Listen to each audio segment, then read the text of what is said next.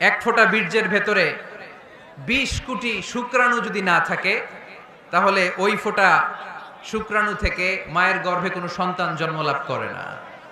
কয় কোটি? আমি ওই 20 কোটি শুক্রাণুর একটা, আপনি ওই 20 কোটি শুক্রাণুর একটা, ঠিক কিনা?